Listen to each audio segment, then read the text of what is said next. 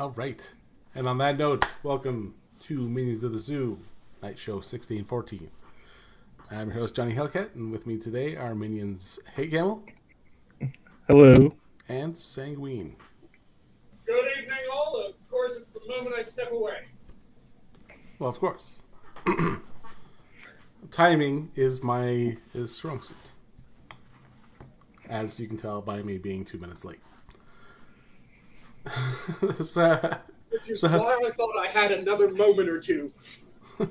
I mean, 10:30 is more of a guideline, right?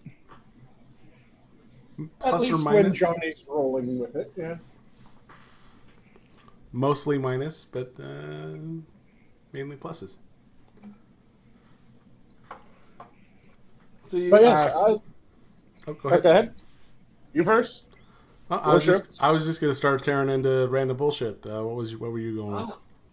I was going to just announce to everyone, somehow I'm still not blocked by Shives. I don't know how I've managed this, because he has the block bot, where if you follow people he's blocked, you get blocked. I follow a fuck ton of people that he's blocked. Still not blocked. I don't know what the hell's going on. I wonder if I am blocked by Steve Shives, which I... It's like I've been whitelisted somehow.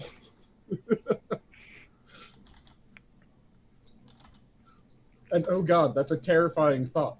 What if someone's whitelisted by Steve Shives?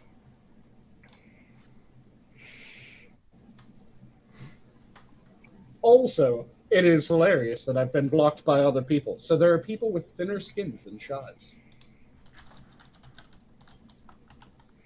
I don't know. Like I said, man, I got blocked by Shives just for trying to be a homie and look out for the guy. I told him, man, blink 4 times in your next video if your wife's holding you hostage. Yep. Well, the real problem is that he did, and you didn't reach out to him afterwards. So exactly, Terry. We are the 99%. Nope, I'm blocked. Yep, see? A fuck ton of other people are blocked. Somehow, Saying when you're in the 1%. Somehow I've not been blocked by Shives. I have not been blocked by Chrisiosity. I've not been blocked by either of them. I've been blocked by Woz Lee, by at least one author, I'm slightly tempted to get the book that the author wrote just to see what the fuck their writing's like, but I haven't thus far. Have any of you ever read N.K. Jemisin, something like that? No, if you can't pronounce it, I definitely haven't read it. Because it's a book. No, that's the author's name. Well, I know, but it's a book, so no. True. I have no clue what her writing style is like. I know that she tried to accuse King of being racist because he said, yeah, I don't choose who I like based on their race. I choose who I like based on the quality of their work. And she went after him saying, this is racist. And I went, did you just fucking assume that none of the people that he likes are black? That's fucking racist. And I got blocked for that. So there's the inevitability, death, taxes, and being blocked by Steve Shives. So does that mean that I'm currently potentially not going to die because I've been able to avoid Steve Shives blocking? No, that just means on a long enough linear path, you'll get there eventually. Ah, okay. Be worried when it happens, because then you shall die. On my deathbed, blocked by Steve Shives. That's the last nail in the coffin, Sanguine. I'm complete. Now I just wish that I had the same exemption from taxes. Yeah. I do not owe money on these taxes. As you see here, I have not been blocked by Steve Shives. Yeah. Oh, shit, sir. By all means. Yeah. Barring notification from Twitter that I have in fact been blocked by, Steve Shives, these taxes are null and void. Yep. It's kind of like how you remember in you end up playing with the Grim Reaper like a game of Monopoly, like Bill and Ted's Bogus Journey. And then you pull out the get out of jail free card, and it just says not blocked by Shives. Nice. But it reminds me every time that I think of being exempt from taxes, and I always confuse these two movies. It's Armageddon, the one with Bruce Willis, right? Yes. Mm-hmm.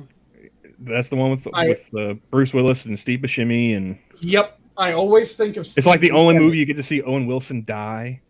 Yep. I always think of Steve Buscemi in Armageddon whenever I think being exempt from taxes, because his one criteria for going on the mission is neither I nor anyone else that goes on this mission will ever have to pay taxes again. And if I were in that position, fuck yeah, that's going to be my requirement. Just absolutely fuck paying taxes. Those money-grubbing sons of bitches. But yes, how are you guys doing today, since that hasn't been asked as of yet? It's been going. It's a pretty calm day at work today. That's Yeah. good to hear. Could be better, could be worse. Fair enough. Just saying hello to everyone in chat there. Yes. Hello, Addy. Hello, Keever. Hello, Assassin. Hello, Terry. Don't I forget think I to got all the main ones that have been chiming in thus far. Now, see, this looks more like a wrench no state than the string we were doing last night, Johnny. Yes.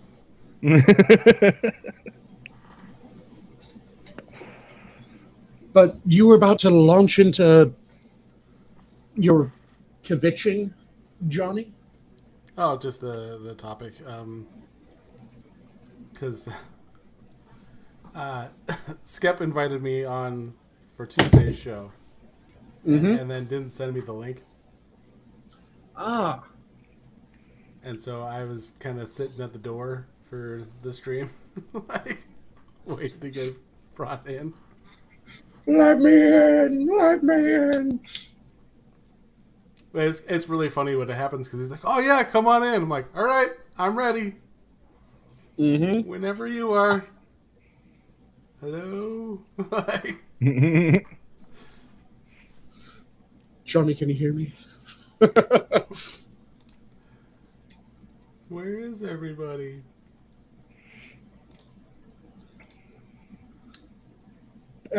Whenever that happens, you just have to kind of give him a poke on Twitter to go, hey. Well, I was thinking about messaging Prospero or the Harry channel. That works as well. And I'm like, I don't want to be that guy. like, hey,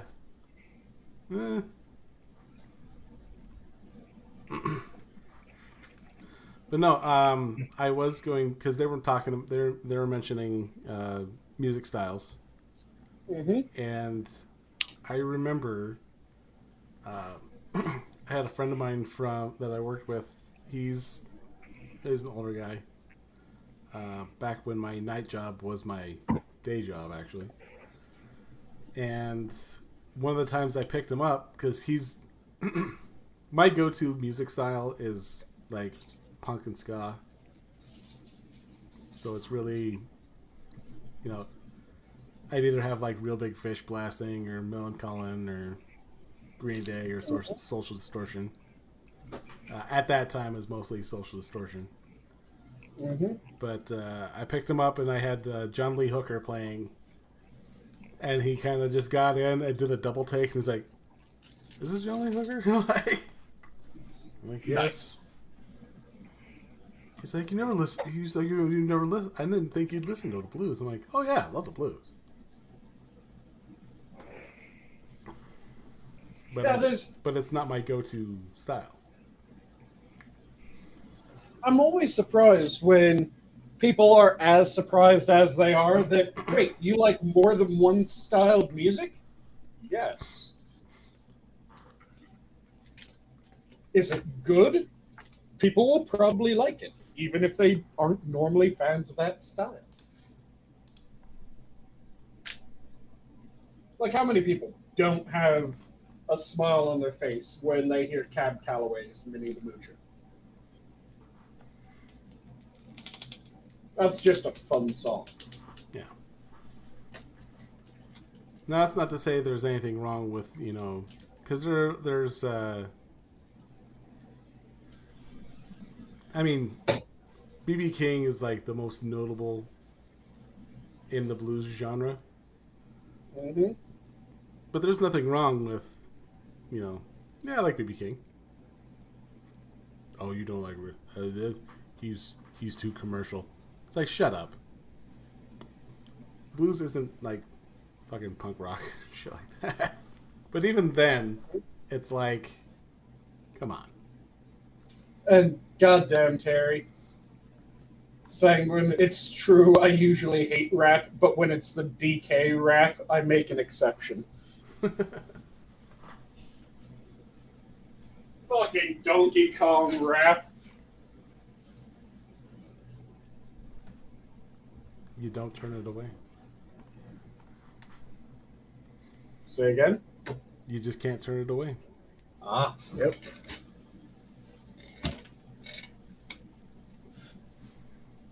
Yeah, there's all kinds of different things that... It doesn't matter if you don't like that style in general. When you hear them come on, it's just kind of that, like, ooh. Like, I don't care if you don't like rap or any style associated with rap.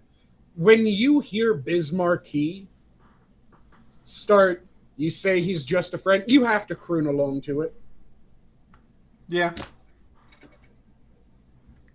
It's definitely a bar song. If you play that in the bar, you will get everyone in the bar, regardless of whether or not they like the song. They will just immediately start crooning along.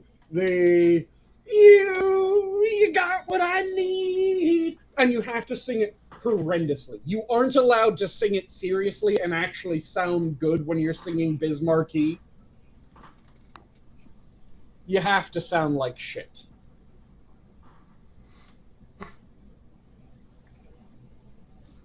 Because that's the only way that song works.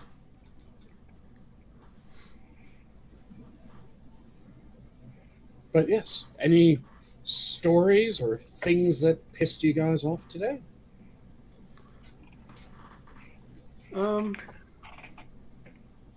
Nothing offhand so far. I've been kind of staying out of the news lately.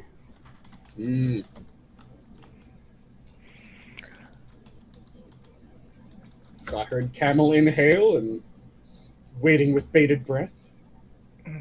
I mean, all I did today of any note was go grocery shopping, and that shit was expensive. Yes, it is, unfortunately. That's all I got. That's my one gripe for the day. So, how bad has it gotten in your area when it comes to groceries?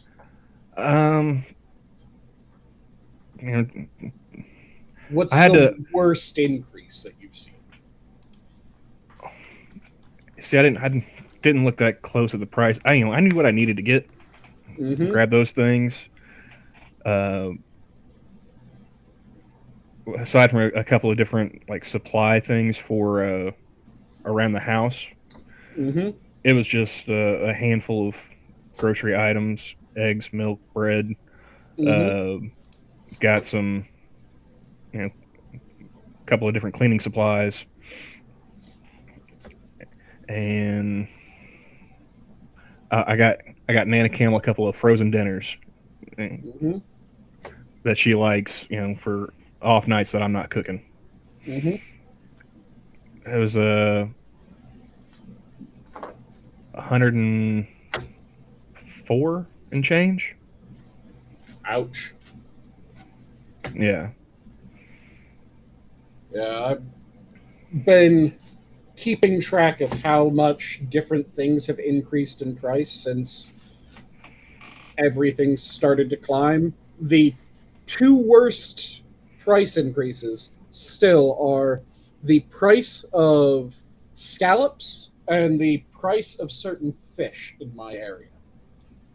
Because scallops, which used to be like maybe 14 to $20 a pound, depending on how large and how high quality the scallops you were getting were.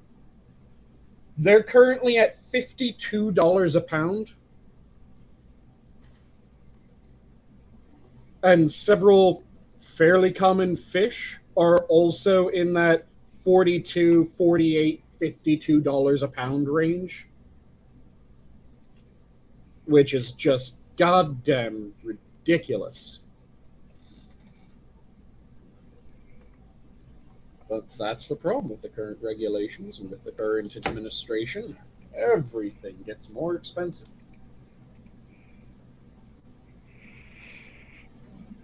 And they're still trying to play that it isn't us bullshit. And thankfully, more and more people are going, no, it's entirely fucking you. I saw one tweet a few days ago. Guy said the 8% inflation right now is from Trump. He's like the 35% plus inflation, going forward, in the future is going to be from Biden. Like, dude thought, thinking it's going to be, that bad, if not worse. Yeah, I'm still amazed at the people trying to say this is Trump's inflation or this is all Putin's inflation. Okay, so the people that are saying it's Trump's inflation think that this is all so old that it predates Joe Biden.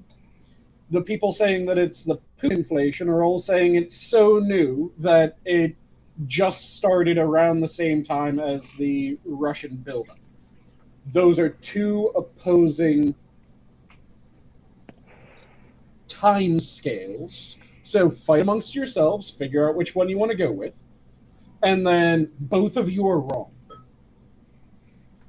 Because it started under Biden. We had much lower prices under Trump. We had much lower prices even during the pandemic under Trump. We had a fuck ton lower prices in the middle of Trump when we got to our lowest. These prices are far more in line with what they were trailing towards under Obama rather than what they were going towards under Trump. So how the fuck are you getting that this is Trump's inflation? It just absolutely baffles me.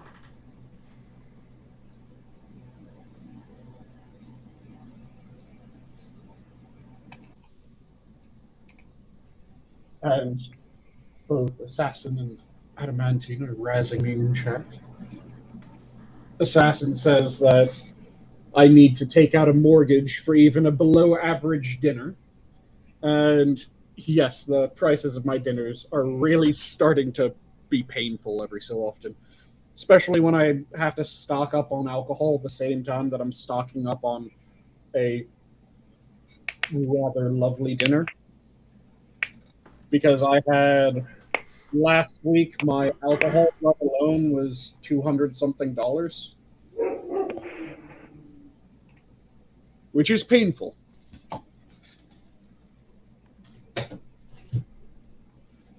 Yeah, I'd say. And then this week I had more alcohol that I needed to buy. Didn't get that high, thankfully. But then I also went and bought my groceries. And that wasn't the cheapest grocery run, despite not being all that extensive of a grocery run.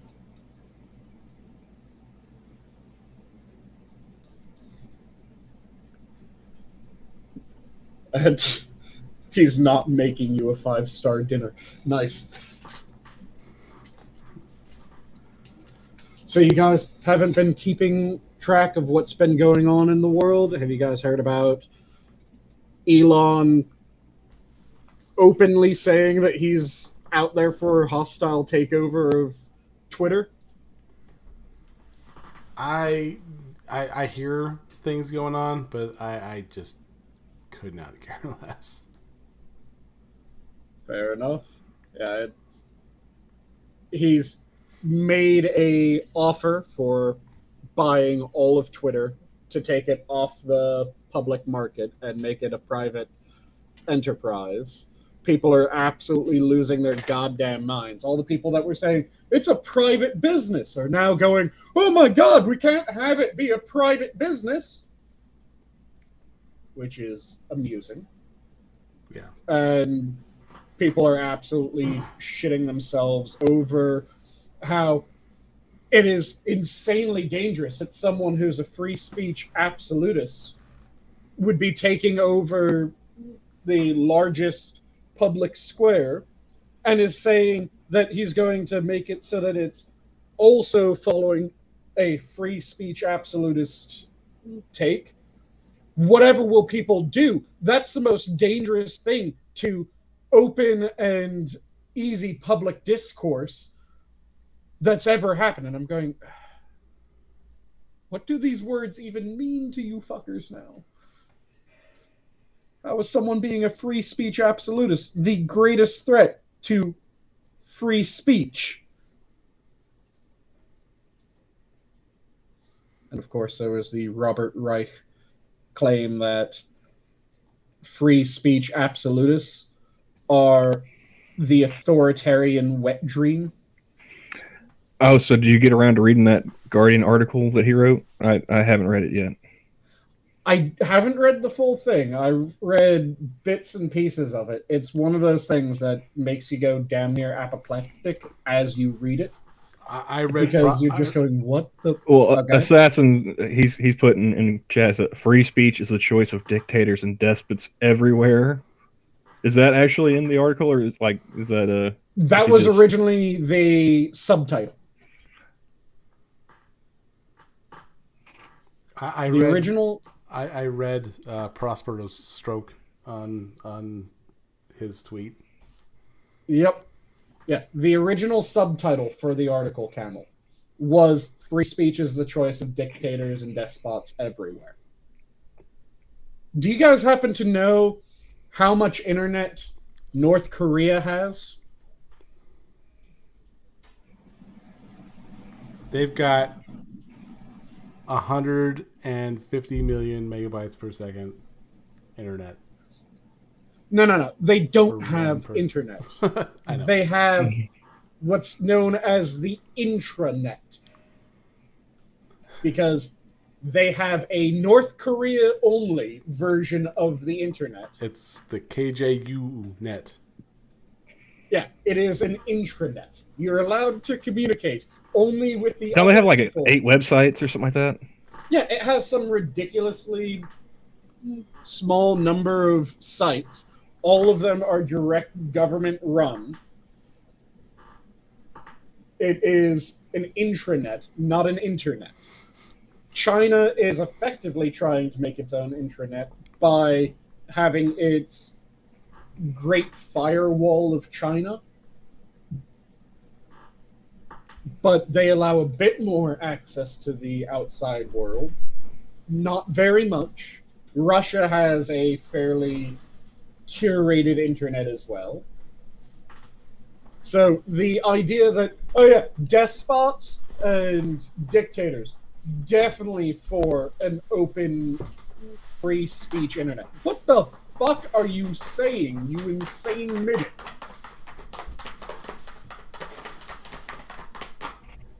What the hell was that? That's my dog scratching the cone. Ah. Oh, the dog's got the cone of shame? Yep. Now, he, And I'm with Cannibalistic here. Like, if North Korea has 8 websites, I expect 7 of them to be porn. Government run or not, you know? Come on now. I doubt that they would even have one, because why would you have porn when you can just get pleasure women like pretty much all the high officials in the North Korean government? I mean, for the common man, so that way they have something to do when they're not, in the work camps or whatever. Wait, who do you think has access to their internet? It's effectively the people who have the ability to get the pleasure women.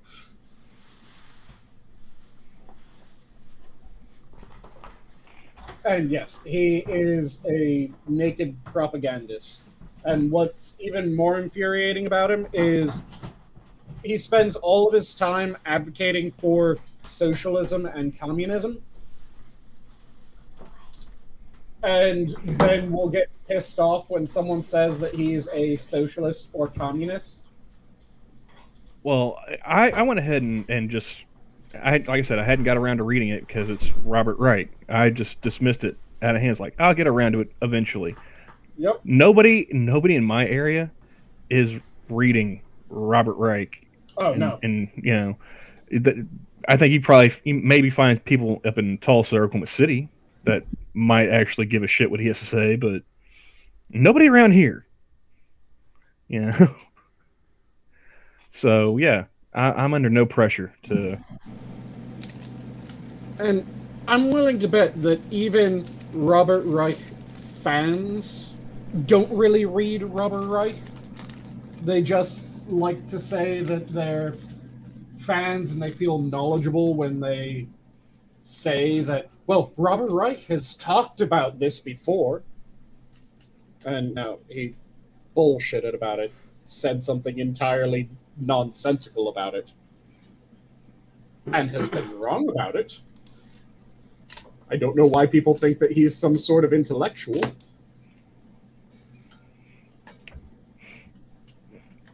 He is about as much of an intellectual giant as he is an actual giant.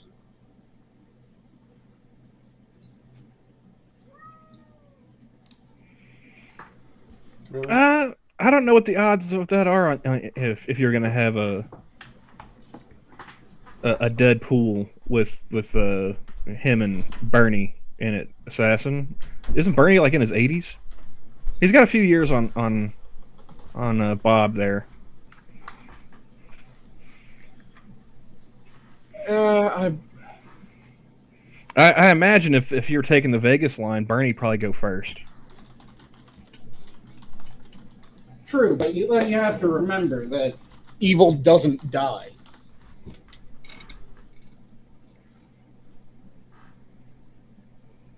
Yeah, Bernie is 80. Okay.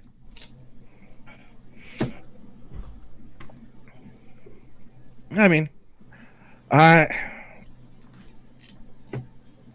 wondering about Pelosi. How long is it going to take to get that one? Just, Well, the more booze she drinks, the more preserved she will be. So. Our Speaker of the House is pickled. Is that what you're saying? Yeah. I think her blood alcohol content is higher than Nelson's was when he was pickled in rum. Which is still one of my favorite facts. And also the cause for one of my favorite terms for alcohol, which is Nelson's blood. Pelosi's already embalmed.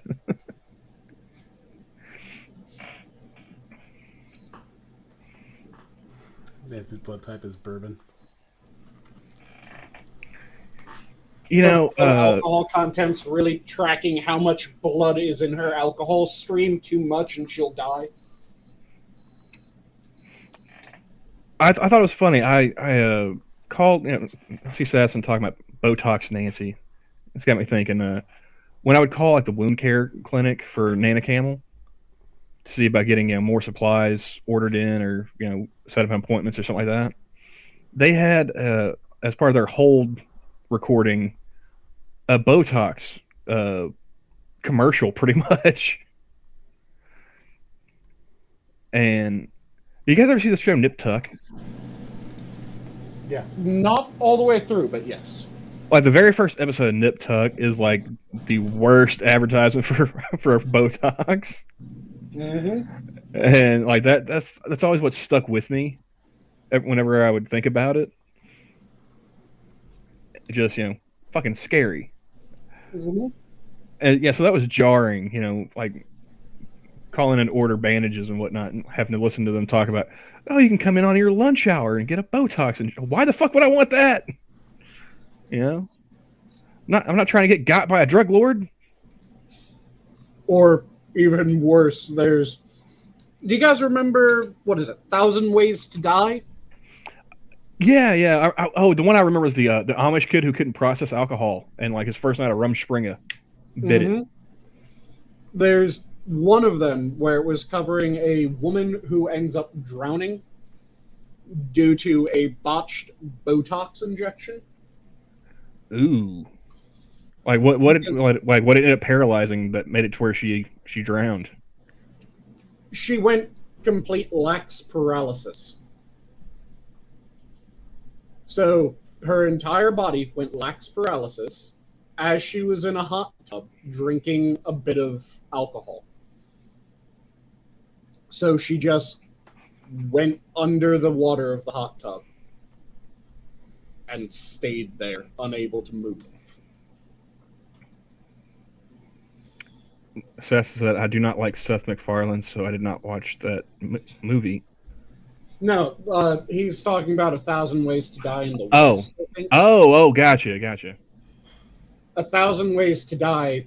That was a TV show on Spike. Show. Yep. And all it was going. It was like the weirdest ways that people have died, recorded. Like that kid, the Amish kid on Rumspringa, who he had a weird genetic thing where he just couldn't process alcohol. Mm-hmm. And so on Rumspringa, apparently the Amish kids go a bit crazy with the partying, and he died of alcohol poisoning. Mm-hmm. It's like how there's also the one that was I guess you would just say the slut who ended up giving herself a pulmonary air embolism by improperly peeling a carrot and then using it as a marital aid. Wow.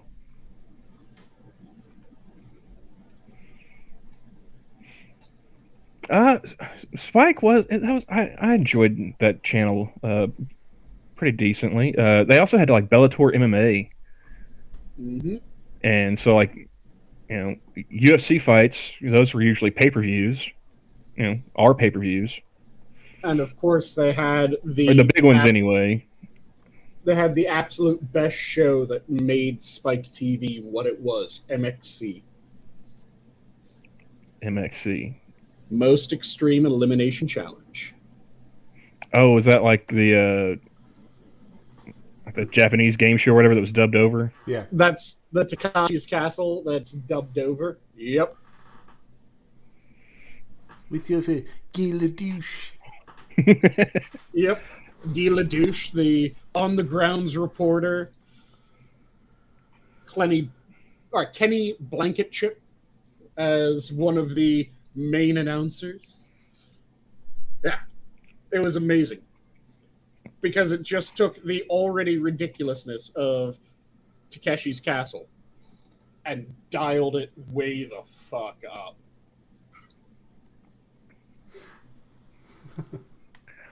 And now, if I'm not mistaken, isn't Spike TV? Didn't they get bought up, and now they're the Paramount Network or whatever? Yeah. Mm-hmm. Yeah, I remember back in the good old days, because Spike TV, the entire point of Spike TV was to be just the response to Oxygen, Lifetime, and the Wii network.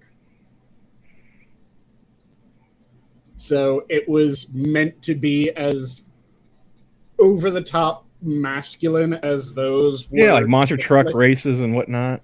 Yep.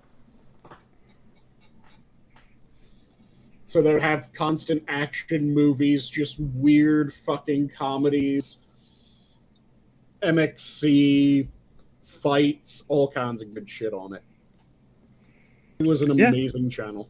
It was good. It was pretty good there for a while. Didn't they also have like reruns of like Fear Factor and shit like that too? Yeah. Just bought up as much content as they could that appealed to a more male audience. And they ran with it, being completely unapologetic for the longest period of time. And then they started to change shit. And then it kind of went through the same shit that Tech TV did. Where Tech TV was really tech information. Then it started going more into like nerd culture. And then at the end of G4, it was, here's another episode of Cops. And you're just, what the fuck does this have to do with what it was originally? Yeah, the Late Show reruns were Cops and Cheaters.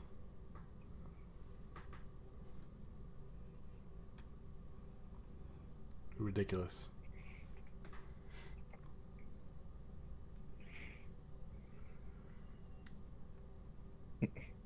Oh, and Terry, G4, you sunk my battleship.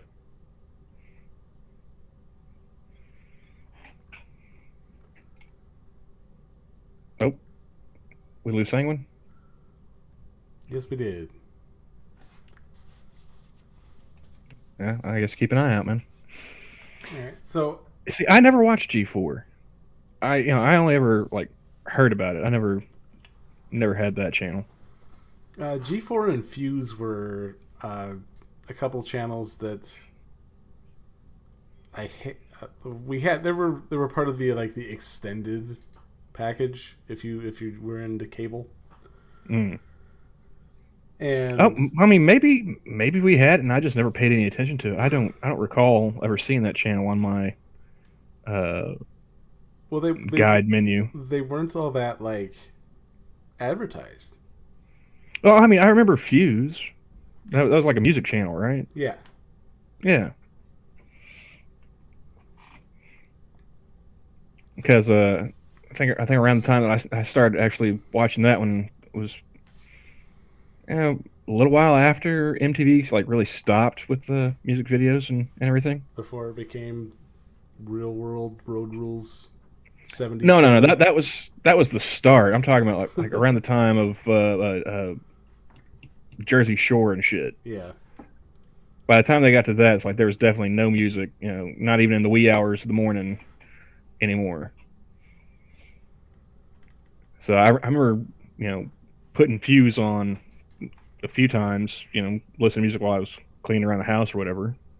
It's like, yeah, it feels like being back in the 90s.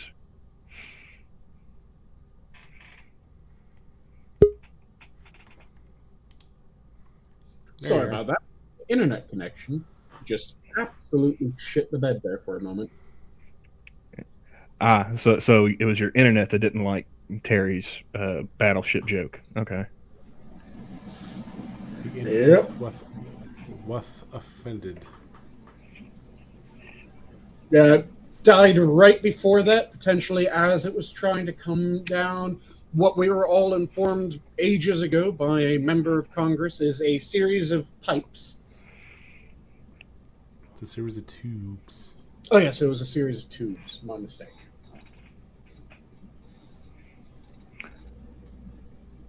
And yeah, G4 back in... Oh, go ahead. I was going to say, which person was that again? Because I remember...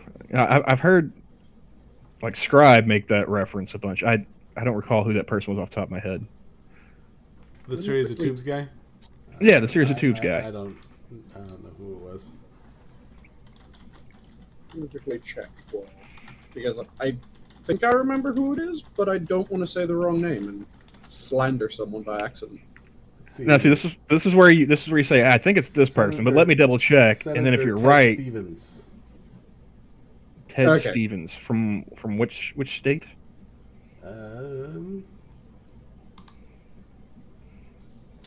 Alaska.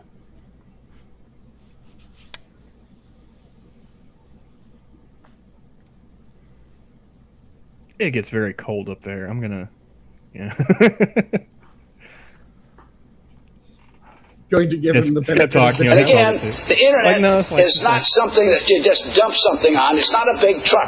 It's a series of You got a tubes. series of tubes and Sarah Palin from the same state. I feel bad for the Alaskans having that, you know, affecting the ratio of their representation. Hey, Skep. Yeah. Yeah, here's the quote. Hold on a second.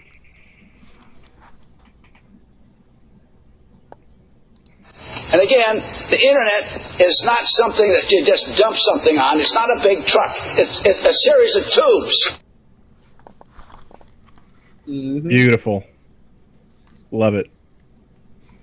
It could be worse. You could be represented by, was it Johnson that was the Guam's going to capsize? Hank Johnson. He's a congressman, not a senator, though, right? He's only representing a district, not the whole state. Yes, I want to say he's a rep. Let's quickly double check that he is a rep. And yes, he's a representative of Georgia's 4th. And I don't recall off the top of my head what all that covers in Georgia because I'm not a Georgian. Yep. Or let's see, is he still in office? Is that going to be somewhere like in the Atlanta area? Or is he further away from the big city? Let me check what the 4th district is. And the 4th district includes Atlanta's inner eastern suburbs. Okay, so East Atlanta. Yep. Conyers, And there's Skep again in chat. East of Atlanta.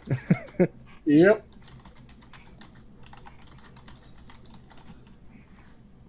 But yeah, that's the one that you really have to just go, oh my fucking god. Because old man doesn't understand internet. Yeah, that's kind of out there in the zeitgeist. No, outside of Atlanta, all suburbs. Okay. That Skep is. Oh, okay.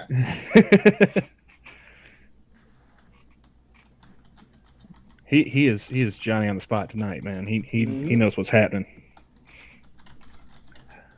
But yeah, it's when you have your representative thinking that islands are just floating land masses, that they don't have any connection to the rest of the Earth's crust, that you really have to be going, what the fuck is wrong with my congressperson? Well, like my congressperson's Mark Wayne Mullen. You know, Oklahoma's, I think that's 2nd district. Mm-hmm.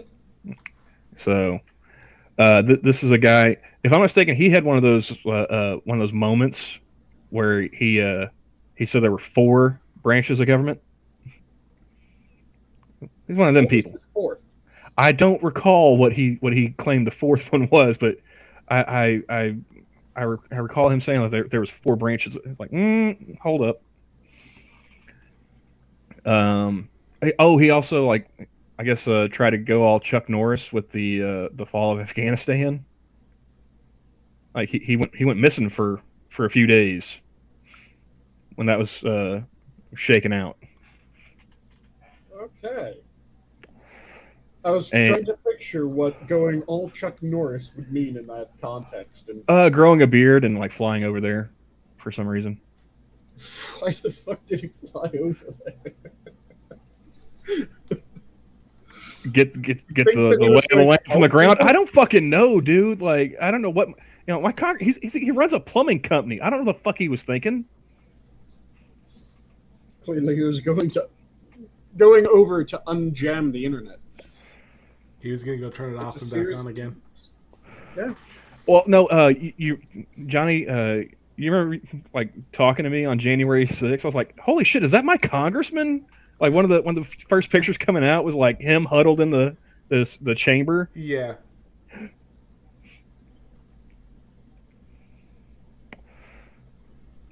Yeah. Mark Wayne there. He don't just make regular news. He makes big news, weird news.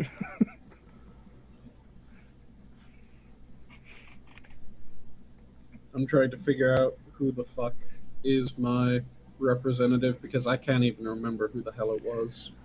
Well, I see, Addy. I don't know if he is actually a plumber. I know he runs a plumbing company. I think he got it from his dad, if I'm not mistaken. So he may just be a business guy. Let's see. We have Matt Rosendale. Assassin says, "I remember that he got a number of abandoned Americans out." See, I didn't hear about him getting people out. Yeah, it was a big story there for like a couple of days. Like, where is he? What's going on? And then it just kind of faded.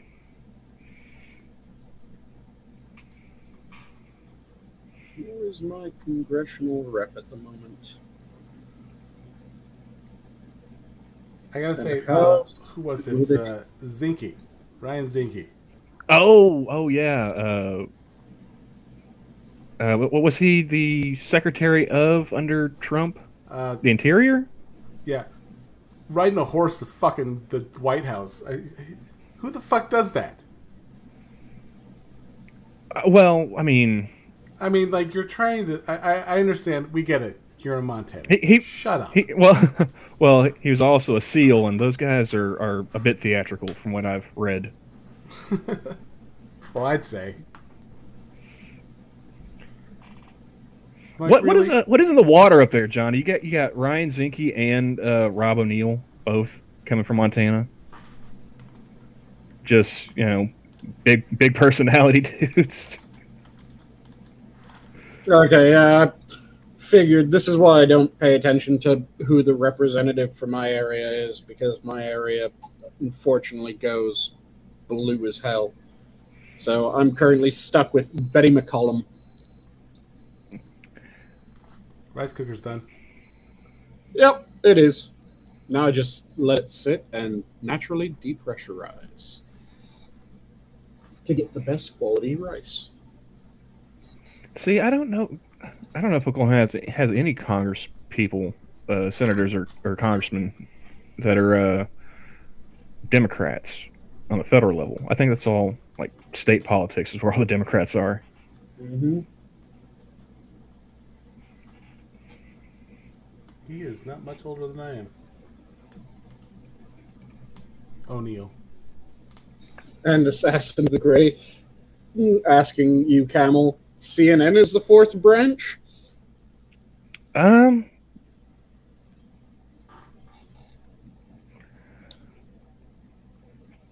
mean, would you limit it only to CNN? I'm thinking it's the media in general. And Addy, did your neighbor's rice cooker just start sounding as well?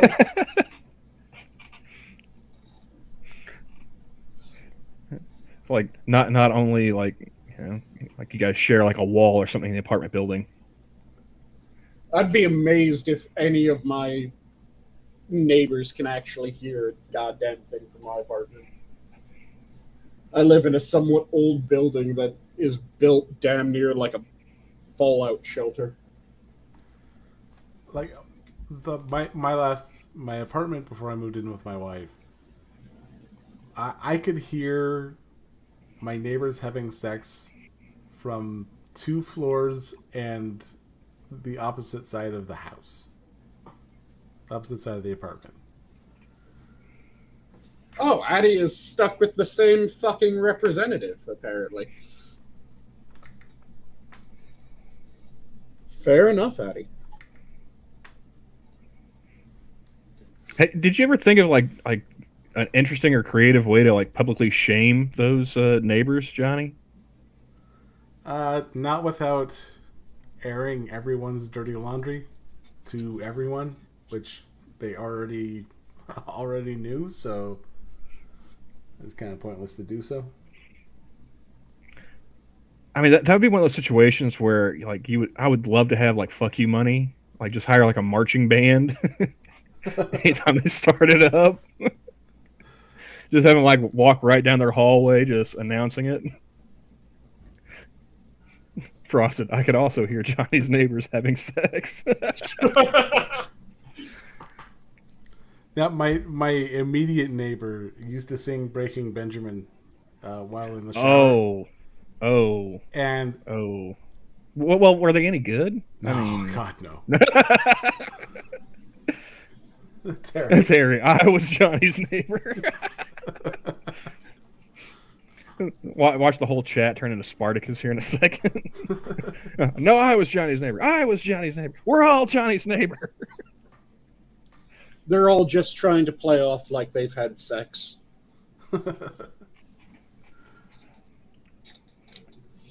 Oh yeah, I've had sex too, and it's been loud.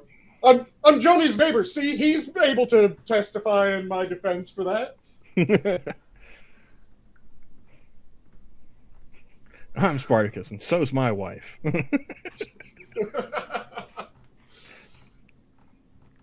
Now, what was the Spartacus story with Cory Booker? Oh shit! I don't even remember what that foolishness was about with the I'm Spartacus. He was trying to say that it could be anyone that was having to deal with. It was during the Blasey Ford shit, wasn't it? He was saying that it could have been anyone, anyone's sister, anyone's mother, anyone's wife, girlfriend, whatever. And her female pejorative here. Yep. And he ended with "I'm Spartacus," effectively, by his slow build-up of, it could have been any of us. In fact, it's effectively all of us. It's "I'm Spartacus" was effectively the build-up for that. And you're just going, what the... Can you let anything happen anywhere near you and not turn it into yourself? Assassin said he was attention-seeking to get out of trouble for leaking info to CNN. Yep. Gotcha. But that was in regards to the Kavanaugh hearings, I guess? I believe so. I want to say it was the Kavanaugh hearings that came out. And like I said, he tried to make it so that he was the everyman, and it was, we're all Spartacus.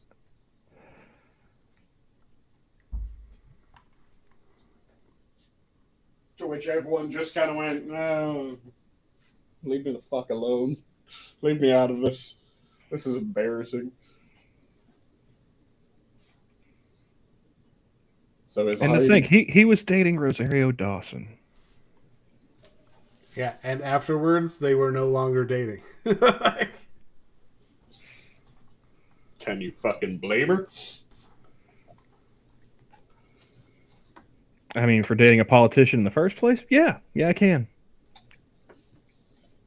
True, that part you can. But the breaking up, can't blame that.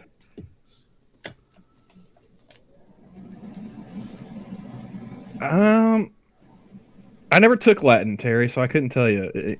Is the plural of Spartacus Spartaci?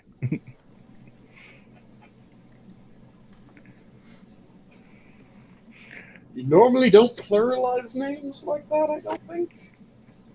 Well, I mean, given this situation with Spartacus, you know. It's a unique situation that, you know, could lend itself to the exercise. He's gayer than Brian Stelter, Adam. 19. Him being gayer than you, even when you're gay, is not that big of a shock. He's gayer than fucking Brian Stelter. In both meanings that you can put in that sentence. Yes, Assassin, I know she was his beard. I'm aware of that. But you would figure a professional actress would give a better performance. That's all.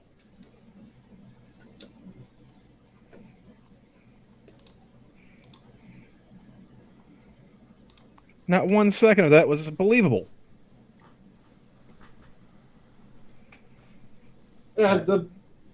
I'm still just absolutely blown away that Stelter is trying to play off like he's straight. Is there a single person on Earth that believes Brian Stelter is straight? Brian Stelter? I didn't say good. I said professional. And I said believes, not proclaims. Well, no, I'm arguing with Assassin right now. Who said she was ever a good actress? Oh, yeah, I'm agreeing with that. I'm just cribbing your line in order to respond to Johnny.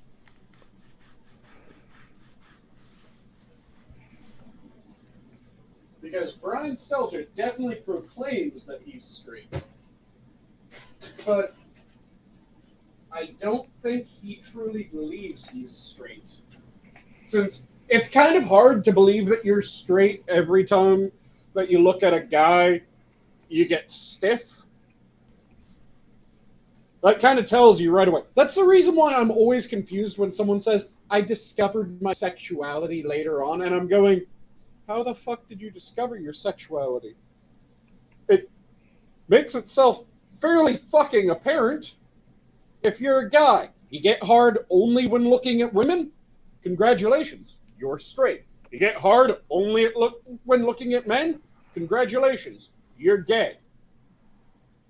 If you get hard with any mix thereof, congratulations, you're bi. I can understand thinking that you're straight and then finding out that you're bi, thinking you're gay and then finding out that you're bi. I don't understand the people that they discover later in life that they're gay. How the fuck was that hidden from you? I mean, Terry raises a valid point. So my only question is, why would he pretend to be straight? Free oppression points if he comes out as gay.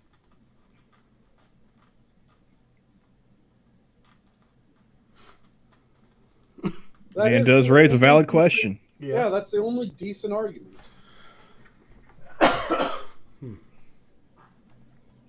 The only thing that I could think of is there's some familial obligation. He's the last in a long line of Stelters. Is that it? One can only hope. He's got to thumb it in and hope it conceives. He's sick of Don Lemon hitting on him. You know that Brian Stelter's the only one interested in getting some lemon juice.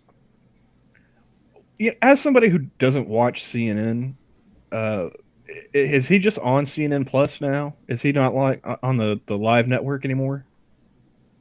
Brian Stelter? Don Lemon. Don Lemon? I'm not sure. I knew he had. I saw on Twitter he had a talk show on CNN Plus, and I was wondering, like, is he just strictly over there now, where nobody's watching him, or is he still on the CNN network, where, like, I think maybe a few airports lobbies are watching? And Assassin, are we sure that they're his and not just someone else's biblo? He says, no, unfortunately, the talking thumb has offspring, which is what I see. I always picture Brian Stelter not as a thumb, but as a Sontaran. Isn't that the potato people from Doctor Who? Yes. Yeah. I see that, because not only is he fat, but he doesn't have much of a neck either.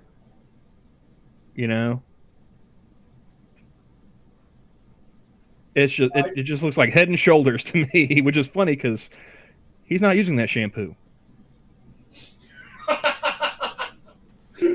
That was good. That was good. Now, Addy, does he have offspring, or did he pay for that offspring? And like I said, are we sure that they aren't someone else's biblo? I'm not trying to 23andMe Stelter's kids. I don't care. Don't need to get their full genealogy. Just figure hey man, out I'll speak of Doctor Who until the time that I stopped paying attention was like midway through Capaldi's first season. You know, I'll talk about the like, oh shit. Now I'm blanking on names, like Eccleston and Tennant. That's still Doctor Who to me. I'll even let Matt Smith slide. Yeah. Capaldi I thought Karen Gillan was hot in that show. That she was. The problem that I have is that Capaldi, fantastic actor. They did not write him well. That's what lost me. It wasn't even Capaldi. Like, it was the writing. I was like, oh, this is boring. Mm-hmm. So. Amy. I'm trying to. It's In the Spin. Is that the name of the show where Capaldi was the spin doctor for a political candidate? And his character was Malcolm and just a raging asshole, and he played that character amazingly. See, I haven't watched a ton of British television, so if that's a British series, I'm unaware. It is a very, very British series. It's kind of in the same vein as Yes Minister and Yes Prime Minister. So eventually it will probably get an American knockoff that just dials everything up and makes it so intense. See, I do like the British, you know, like detective shows and whatnot, or spy shows. Mm-hmm. I never really got into the British politics ones, you know, like House of Cards or anything like that. Or I know they did try to do they did try to do an American series. Was it Rake? They tried to do that with Greg Kinnear. They did that with Law and Order UK too. Okay, I've got Law and Order. Why would I need to watch Law and Order UK, Johnny? What would I be doing there? The show crossover that confused me the most is they tried to do an American version of Skins, which makes absolutely no fucking sense. Well, it's Skins and Almost Human. Almost Human? What? Yeah, the werewolf one, not the robot one. Yeah. The one with the werewolf, the vampire, and the no, it's Being Human. Ghost. Being Human. Yeah, I do recall watching some of the American version of that. Almost Human is a movie. The werewolf one, the werewolf actor in the American version of Being Human, wasn't he like a child actor? Like he's been doing it for a while. I'm on it. But I also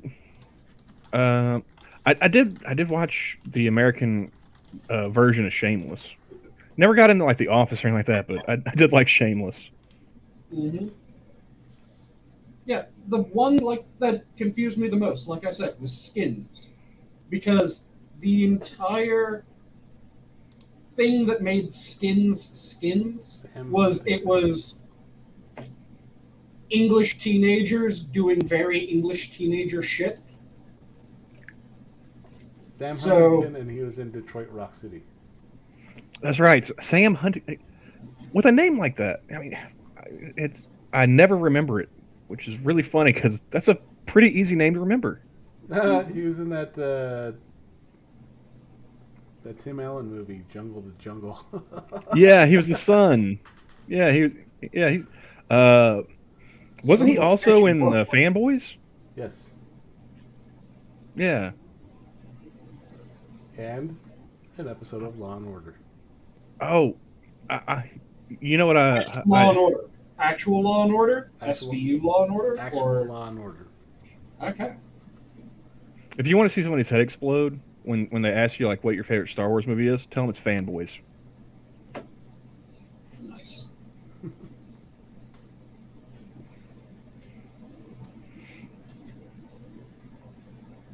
Fanboys, which is the 40-year-old virgin with the Darth Vader face. What was him? Was it dude Dan Fogel? Yeah, that guy. Yeah, Dan Jay Fogler. Buckaroo. Fogler. Yeah, it had him in it. Was it Kristen Bell and was that dude from The Girl Next Door? Played Eli, the director kid. Oh shit! I know who you're talking about. I can't remember his name. He was also like, was it Alpha Dog? Marquette. Chris Marquette. That's right. Yeah. I enjoyed that movie. I thought it was funny. You know. Mm-hmm. Danny Trejo's in it. William Shatner's in it. I still love the fact that there's the theory that Spy Kids and Machete are from the same universe. From the same cinematic universe, rather. I mean, they're both directed by Robert Rodriguez, right? Yeah. Yep. Um, They're both directed by Robert Rodriguez. And Now, I think he is called Uncle Machete in it. if only there was a way to like rope in the Mariachi trilogy as well. Mm-hmm. Get like a complete universe, a complete Rodriguez universe. I still fucking love this is perfect. He'll never make it any better. Goes, kills the chef. Just what the fuck? I just thought it was funny. Like they had Willem Dafoe as the bad guy in one. Who'd they have in the other ones? They had Willem Dafoe in Once Upon a Time in Mexico with Johnny Depp. Yep. Wasn't the Highlander one of them? Like the first one? Which Highlander? Are you talking about the television series Highlander or the movie Highlander? A movie. Okay. I can't remember. I knew that it was not the television Highlander. Hey, Travis. Hey, Travis. Though I do have to say, I preferred the television series Highlander to the movie Highlander. I'm drawing a blank on the television series, to be honest with you. So, Marquette was also in an episode of Law & Order.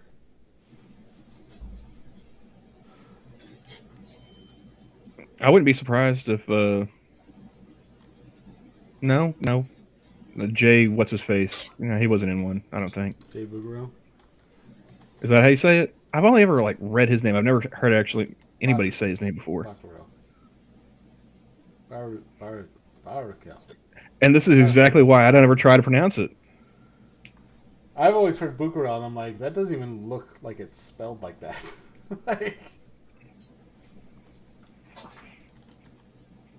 See, I always have more of a surprised note when I find out someone hasn't been in an episode of Law & Order. And they've been acting for any appreciable period of time. Well, you should be surprised, and it's not really, but most of the people who are played extras in Law & Order were also extras on main characters on Sesame Street. Oh. Interesting. I did not know that there was a connection like that. Yeah. Let's see here. Chris played, I think he was a student in the group of kids that took part of an experiment, and he ended up almost getting shot. Genius one? No. Was that the one where it was the geniuses? No. Okay. It was one where they were doing like the experimentation with this drug, and it made one of the kids suicidal. Mm-hmm. And at least I think it was one of them. And then one of them went on like a shooting spree, and he was one of the witnesses. Mm-hmm. And then there was Gina the veterinarian, who was let's see here. She was on Criminal Intent. where she was about to get picked up by a lesbian serial killer, but she decided not to go with her instead. Okay. Like she just had a hinky feeling and took off. Mm-hmm. Let's see here. Then there was I can't remember his name. So what we're learning here is that Sesame Street is actually a ghetto, because all of these people are just being involved immediately after Sesame Street in. So this is when someone died here. Homicide, Life on Sesame Street. Exactly. Brought to you by the numbers 187. Opening scene is just a chalk outline outside of Oscar's trash can. I was about to say, how many fucking murders has Oscar witnessed? Let's see here. Oscar's no snitch. He ain't gonna tell you. Exactly. Let's see here. Maria was a judge on SVU. Maria who? From Sesame Street. Is that her last name? Maria from Sesame Street? No. It was the character name. Oh. Well, okay, who played Maria? I got no idea who this... I don't know who these people's names. It's like a, Sonia what, 40, 50-year-old show at this point? Come on, man. Sonia Manzano. I may have seen that in the credits of Law & Order, but... Luis. If I remember, he was on a regular Law & Order. Nope, he was on an SVU episode. So part of me likes to imagine that this is just Johnny activating complete Spurg brain, or whatever the fuck equivalent he has to my Spurg brain, and naming these people entirely off the top of his head. Oh, he was in all three. He was in Criminal Intent, Law & Order, and SVU. Damn. The only one that he missed was Major Crimes. I think that's because he was dead. Oh no, he just died this year. He just died on the 10th of March. Yeah.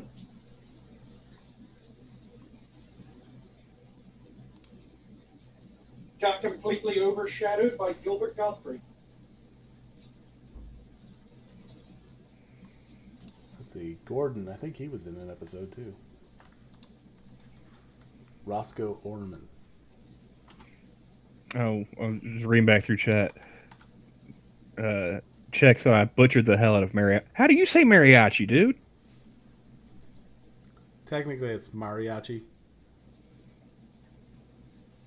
Potato, potato. I swear to God, if someone says you have to roll the R. But yeah, Gordon was in both SVU and regular Law & Order. Frosted. Everyone's been on Law & Order. I've been on Law & Order. Johnny's neighbors have been on Law & Order. We are Spartacus. Johnny, were your neighbors filming like an episode of SVU? It might as well have been.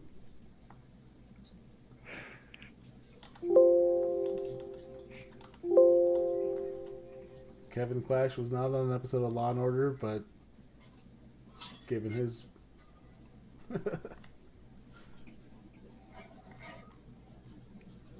given his circumstances, he probably would be.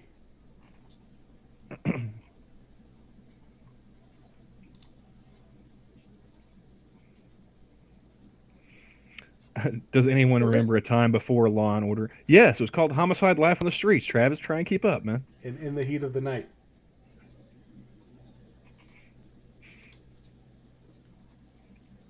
Yeah, And yeah.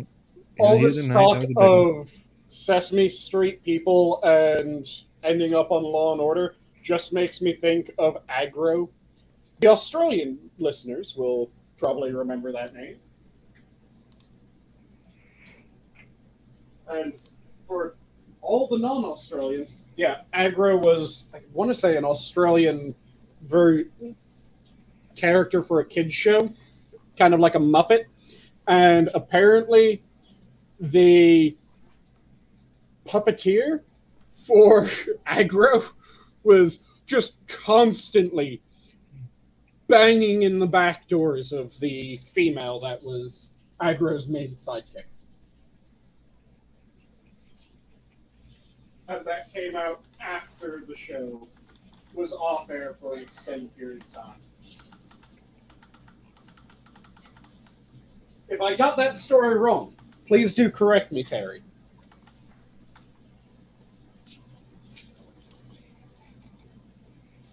But that's what I remember of it, that it was the puppeteer of Aggro was just being extraordinarily handsy and all over the female that was the star with Aggro.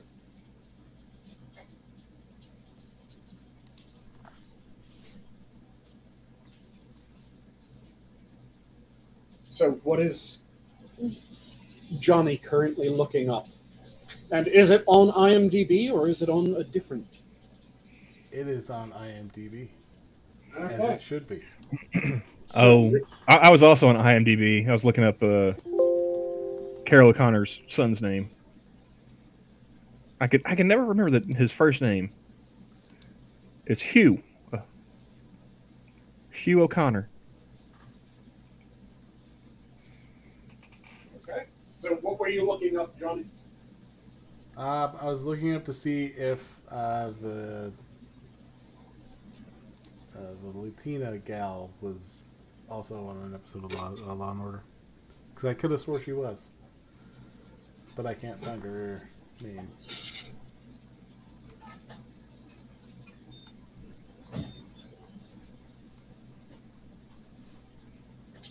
I'm better with faces than names. So were you just remembering all the character names, or did you have a list of the character names as you were going through each of them? As for Sesame Street, Yep. I remember them.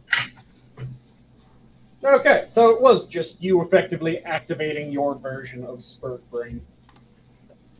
Desiree Casado, otherwise known as Gabby. That's who it was.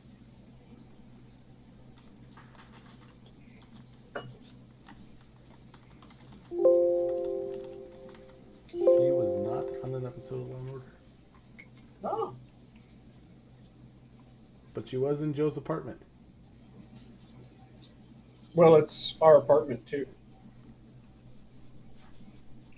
We've been around for 100 million years, and we'll be here after you.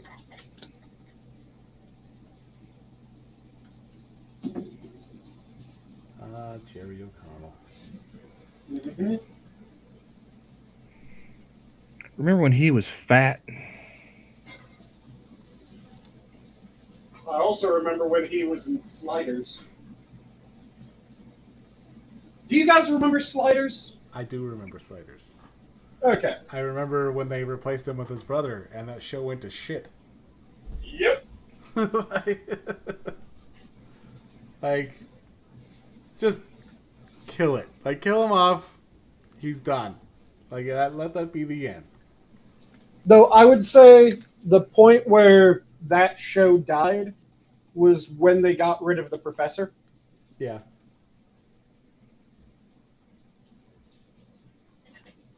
Who, you guys, of course, know who else the professor ended up playing in pop culture, right? Yes. I'm sorry, who? What now? The professor. The professor from Sliders. I never saw that show. So, Johnny, who else did that professor play? Are we going with Indiana Jones? That's a good one. There's another one as well. Because, if I remember correctly, he was one of... I think it was... Wasn't he Gimli? Let me quickly double check. I know he was one of the dwarves. I think he might have been Gimli.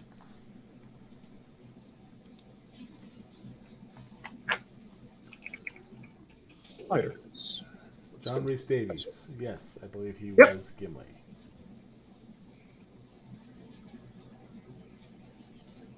I'm almost positive he was Gimli.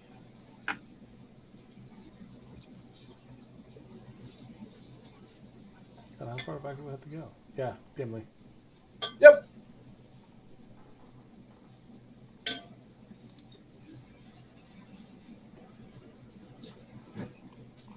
And that is a hell of a weird career when you look at it. Being in two absolutely ridiculous movie universes and sliders. Yeah. As well as a bunch of other things, but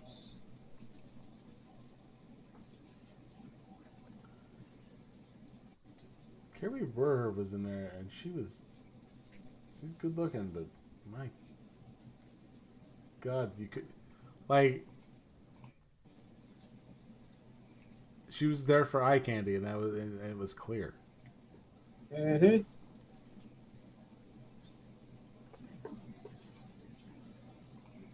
Which made her far inferior to Sam from SG-1.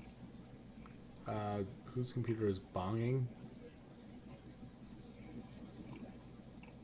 Wait, did you mean that sound? Because that's not a computer bonging. That was my ring accidentally hitting the rice cooker pot.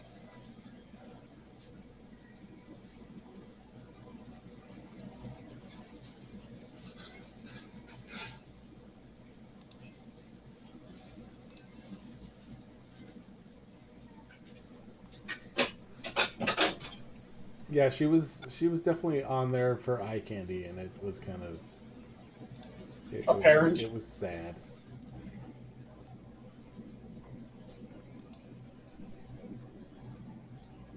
I'm here to be the archetype to wade. Like, no, it's the Windows blong sound. No. Oh, it was the Windows disconnect sound from someone. But bottom, that thing. Not sure who it was. I didn't hear it, but though if I didn't hear it, it probably means that it came from Johnny's computer. I don't know where, because I didn't hear a thing. Either that, or it was your own computer, Travis. Like clicking on the wrong thing.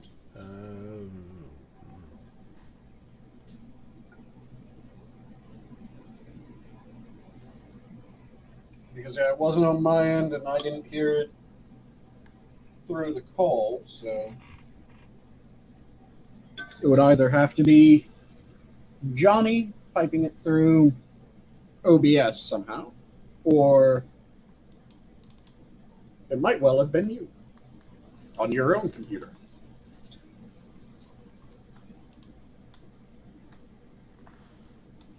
But because you were talking about listening to Rammstein earlier, Camel.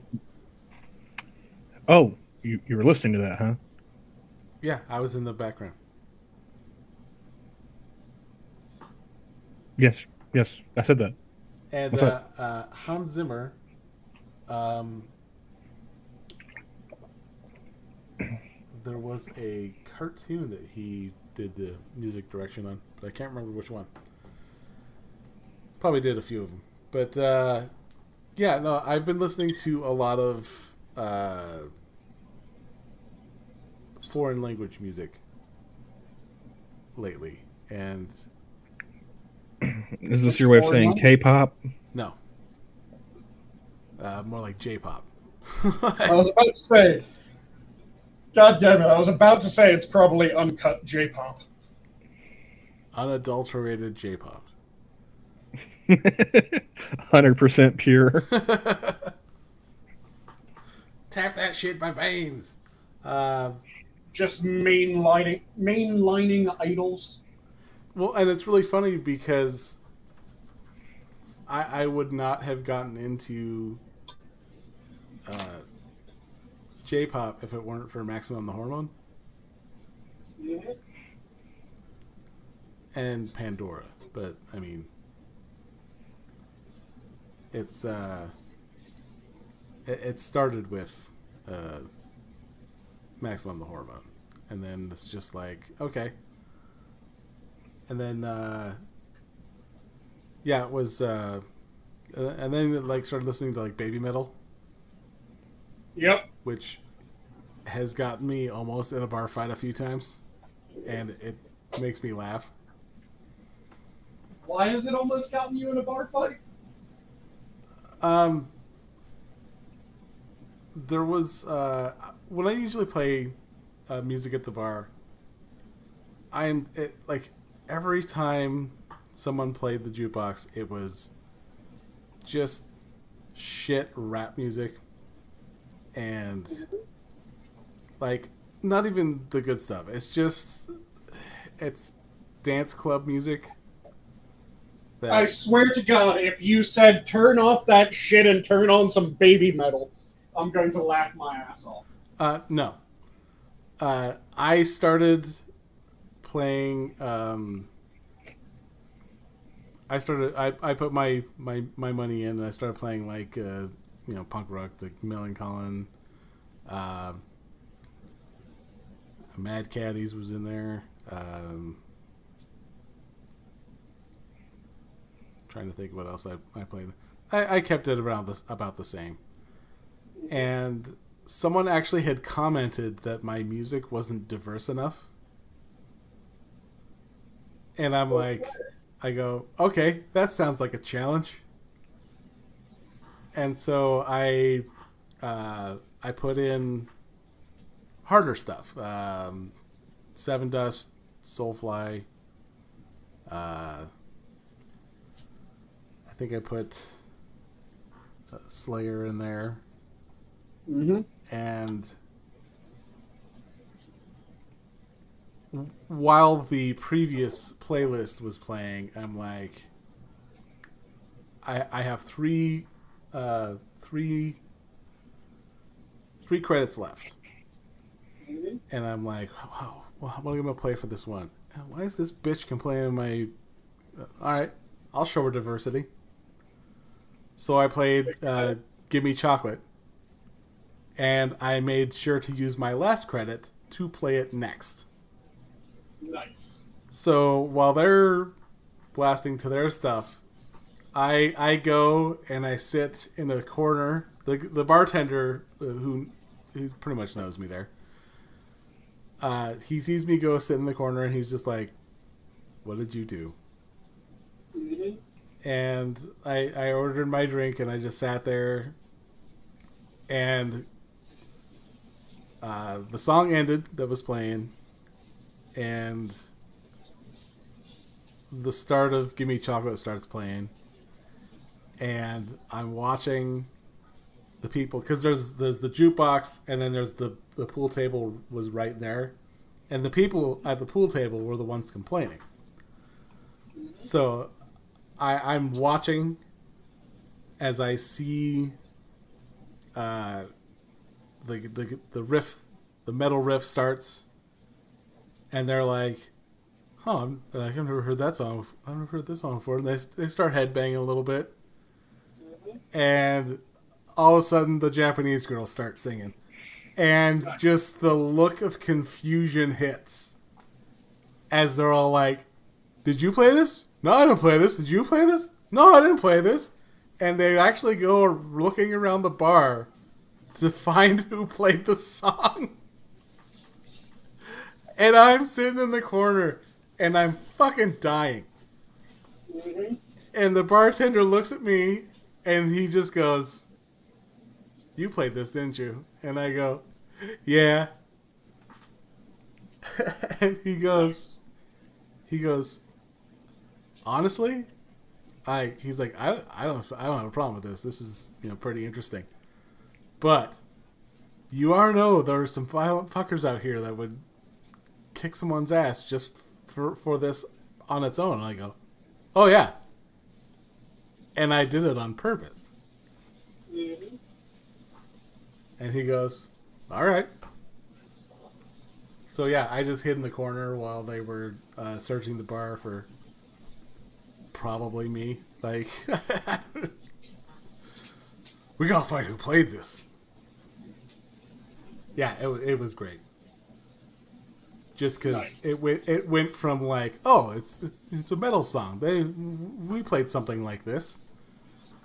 Mm-hmm. And then 12-year-old girl starts singing over the speakers, and just it's like someone just walked up and just slapped him in the gut. Mm-hmm.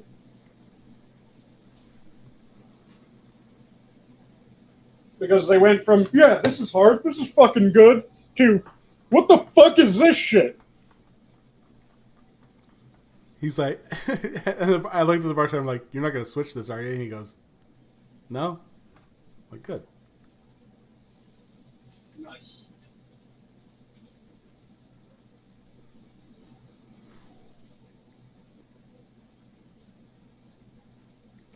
I don't know if they wanted to kill me over it, but the violence was definitely a reaction. A possibility. Plus, it was me. I got.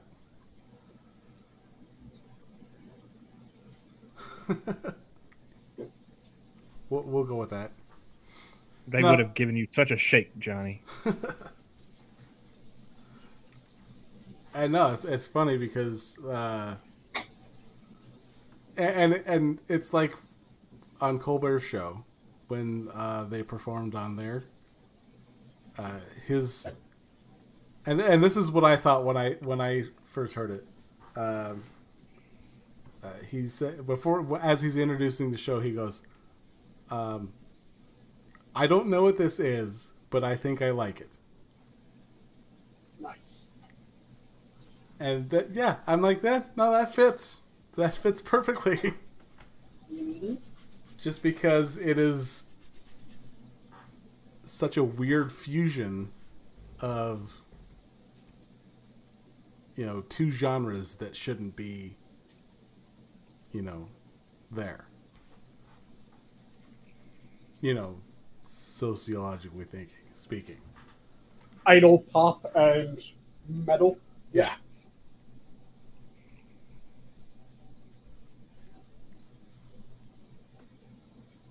Especially since anyone that has actually heard Japanese idol pop knows exactly how cutesy Japanese idol pop can be. It is gloriously cutesy, don't get me wrong, I enjoy it, but... Well, and like... I wouldn't know. Literally, the only thing I've heard Japanese is, I think, a couple of songs from Baby Metal and that Yata song that they play on AP streams. I don't know what this is, but I think I like it. Brian Stelter in the men's room at 13. Nice. No, there's been a lot of... There's actually, for those of you who are into Slipknot, and I'm going to see if I can find this. There is a band called Gilgamesh.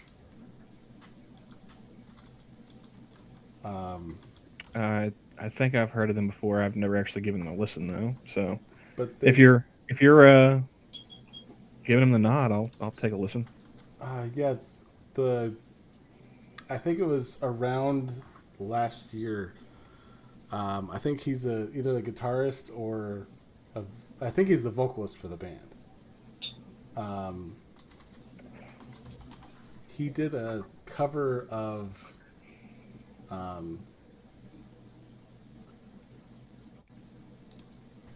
People Equal Shit. And it was really good. Let's see if I can find it. Of course I can't find it, but I will look. Gilgamesh is a really good one.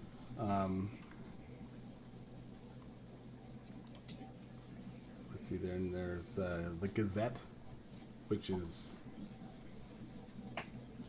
I like it. I wouldn't say harder, but it's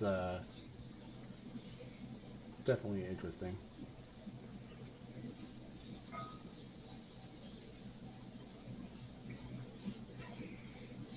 But yeah.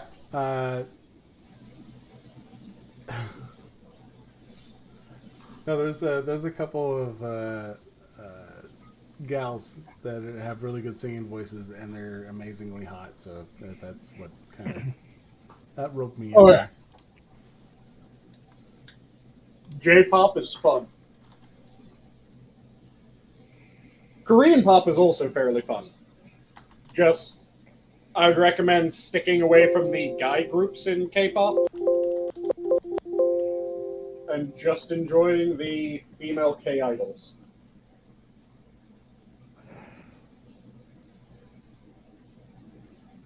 No K-idols, but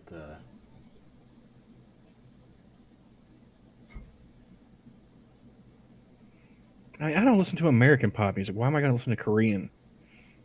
Because it's actually better. It sounds like music. It's music that you don't understand a fucking word being said, but it sounds like music. well, and then I mean, I'm in my 30s now, so I don't understand a word being said in American pop music either. Fair enough. well, and then and then there's like Bloodywood.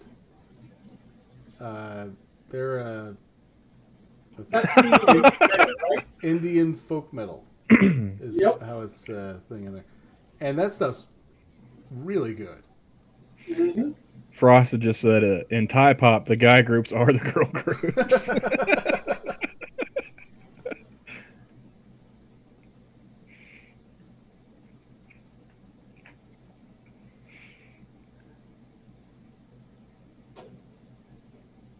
So is that the conclusion of the Asian pop discussion?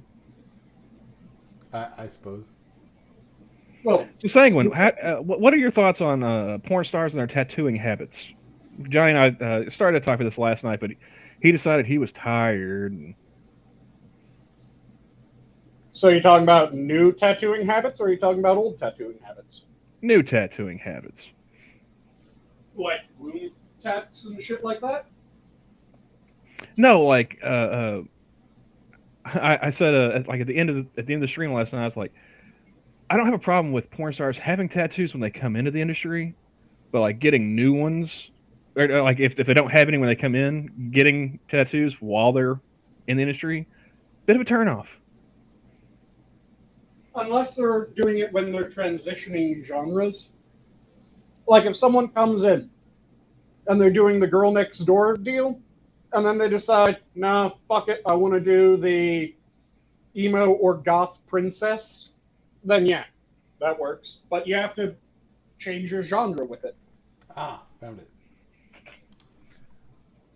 Like I mean, like Bonnie Rotten or Charlotte, what was it? Sartre Tribe? I don't know. The one that was on with Gasoline AP. You know, they came in the industry, had a bunch of tattoos already. All right, cool. You know, that's just who you are. But you have some chicks been in the industry forever, and it's like, what are you doing getting full sleeves now? You know, Yeah. It's like you're pushing 50 already. Come on. When you're talking about being that, You can't wait a few more years until you've fully retired and just do it then. yeah, when you're talking about someone who's bought in that much, that's a bit strange. But like I said, though, I can understand if you're getting it and switching genres. Because going from, I'm the girl next door to I'm now going to be the slutty goth girl, that can work. Yeah, but I also think like tattoos in general are just kind of overplayed as a whole in society, not just porn. Like True, I see people with especially tattoos the now. It's number- like, oh, you're one of those people. Okay. Especially with the number of them that are just absolute shit tattoos. It's one thing when the tattoo is nicely done. It's another thing when it's Yeah, I mean that's the one thing I will give. Like the porn stars getting tattoos, like they're usually getting good work done. You know, I'll give them that. You know, some schmuck on the streets, like you have somebody do that for like a 6-pack of Natty Light. Like you get what you paid for. Because, yeah, that's my big problem with tattoos. So many of them are just really poorly done. A really well done tattoo can be attractive as all hell. A poorly done tattoo? No, that's instant. What the fuck? Frosted. I'm not sure. This is my first time. Meanwhile, has giant arrows tattooed pointing at her butthole. Exactly. Like I said, it works as long as you switch your genres. I mean, Have genre appropriate tats. yeah, but I guess I'm just bored by it. Like, yeah, don't do that. So you have a. What are you thinking? Actually, I saw something that I want to run by you guys. Okay. And let me try and find the image first because it is. I don't think you should be trying to show off porn stars' tattoos on the stream, Johnny. No, this is something a bit different. Now, this could be weird, or Now starts the conversation about okay, lewd press. this is the best picture I could find, but it's pause game and everything. Now, you guys know Polydub has his avatar, which is the otter. yes. Isn't this the avatar?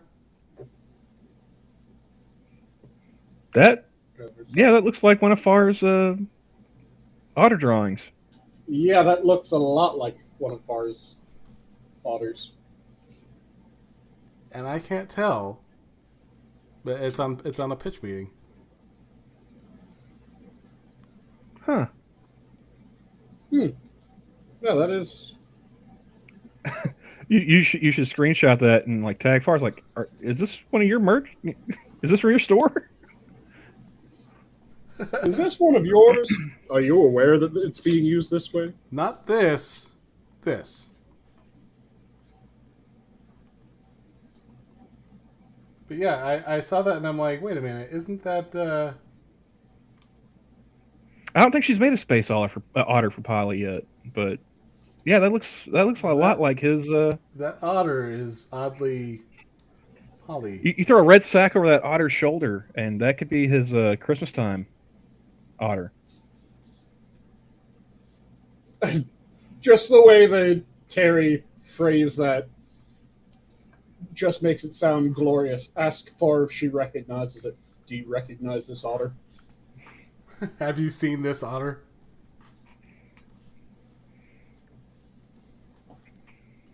Where were you on the night of?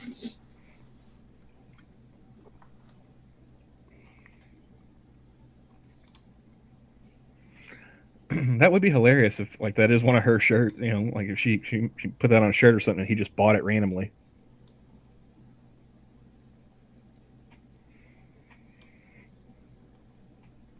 But yeah, it does definitely look like her style. Yeah, because the first thing I thought of when I saw that, and I'm like, yeah, this is a funny episode, but I'm like, wait a minute, is that Far's? Because she's the one who did the one for me and the boys. Mm-hmm. Oh, I didn't know Far was the one that did those for you. Yeah. She did. Oh, not that one. One moment, I'm currently getting a call from work. All right. Yeah, she did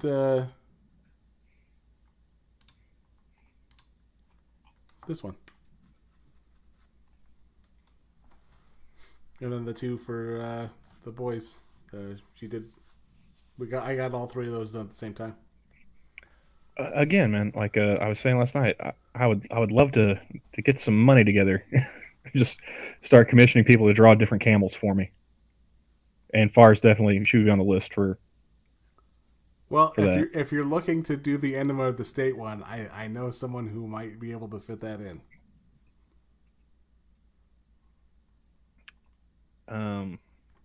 Phrasing? Oh no, I know what I said.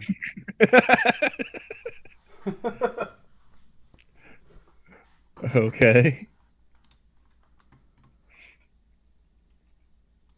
So is this something you're gonna tell me about, like off air, or I could. is it a secret, or can you tell me now? No, Narwhal. She does art stuff. Narwhal. Unvarnished Void on the Twitter. Okay, I'll have to look into them. But Sorry, I'm back. Yeah, we just implemented a new thing at work, and I was the person trained in how to do it, and then I trained everyone else, so they had a question. You got any nominations for artists I should see about commissioning at some point for new camels? Well, there's a lot of talented artists in and around the minions. I'm willing to bet Johnny already recommended FAR, and you were probably already thinking about FAR. Yeah. As far as provided I had money to commission somebody, like FAR would be on the list. Yes. You remember Rich at Art? I haven't seen Rich in forever. I haven't seen him either, but he's really talented. So last I remember, like he was still in school, wasn't he? Yep. I'd recommend hitting up Rich at Art. Kefke does art. Yeah, she did Terry's avatar there that he's got. She also did Lord Meowington. Yep, depending on what style of art you're looking for. Adam does really good art. I honestly have no idea what style I would want at this point. It's just, having different styles, so that way I pulled this off just a Google image search. I just happen to like this one. But like the one idea I had was the Blink-182 album Enema of the State. Yep. Have one done up like that. I thought that'd be funny. Yeah, I know that. Which led to our conversation last night about porn stars and their tattoos. Like I said, both Adam and Inquisitor are both really artistically talented. And I'm trying to remember who all else. Oh, there's Poppy's daughter, Willow, is rather talented when it comes to art as well. Though she has a somewhat dark bent to a lot of her art, so that may or may not be something that appeals. Okay, so that is not FAR's Otter. Oh, really? Okay. No. She's incredibly close, but it's not hers. Okay. So just someone with a very similar style. Yeah, Polly found it, and she didn't think he could find the source of it, so she drew the Christmas otter based on that. Fair enough. Gotcha.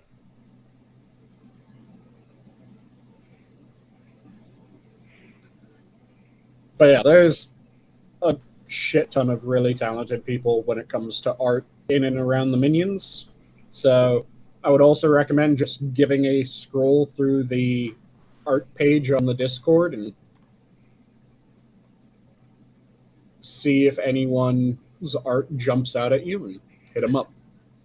Well, I mean, like there's a couple of different artists that's like I would love to get them specifically to do ones, like, but generally they don't, they're busy with other stuff, like Grisella. Mm-hmm. Would love to have one done by him, but he's got like a bunch of different projects he's working on, if I'm not mistaken. So I can't take away from that. That's always the damnable thing when it comes to another one, art. Samaj from the old Country days. Mm-hmm. I like his work too. I like it a lot. So, those are another couple of people that be on my list along with FAR that I could think of off the top of my head. Anyway, it's always difficult finding not only a good artist but a good artist with commissions and with their commissions open. And then, actually, Opal Moonchild did. Oh yeah, I haven't seen her around in forever either. She did that one for me. Is she still around? I haven't seen her in a long time. Yeah, I haven't seen her in a while either. I can't say that it does, Travis. I'm not even reading that on. Yeah, she's still doing commissions, so. Ah, cool. I may rebuying a shirt because mine's starting to fade a bit.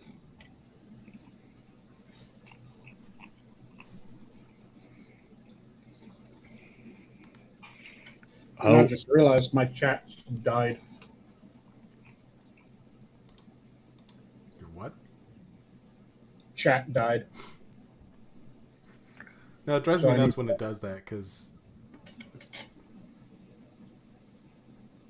especially when I got it up and then it just freezes, and so people are chatting and they're like, I don't see my chat going up. Oh, so there's you need also to go and Blackout too. refresh He it. does art.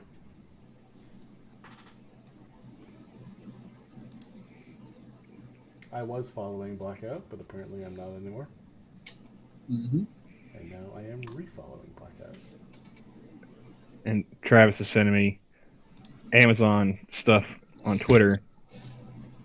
It's a magnetic induction heater kit. 1,000-watt, 110 volt handheld automotive flameless heat bolt buster tool.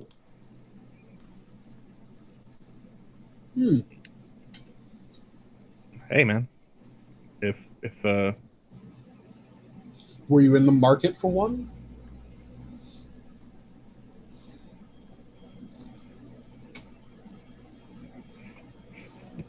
I can't say that I was, but apparently Travis was, and he says it's the greatest tool ever. So if I go to Amazon right now, Travis, am I going to find a 5-star review by you? Because that's how I know you're serious, man. You gotta give it the full 5 stars.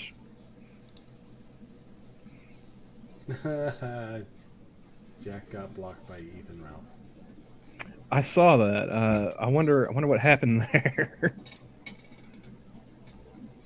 Oh, and Assassin's also saying that he does art, so check out his stuff and see if you're interested in that. He's like, fuck no, I'm lazy. But apparently it's not the greatest tool ever if you're not willing to evangelize for it, sir. I mean, I would need at least 5 paragraphs, format, essay, telling me why this is the greatest thing since sliced bread. Turns out the real reason why he's not evangelizing for it is he doesn't want to get caught like the Amazon review killer. You guys heard about that story ages ago, right? Amazon review killer? No. It was a serial killer that was leaving really fucking creepy Amazon reviews for everything that he bought to do his killings. So, this is a nice strong tarp. It can hold, 3 bodies without tearing. Effectively, here, let me pull up some of his reviews. I'm going to bring up Tim Pool's thing.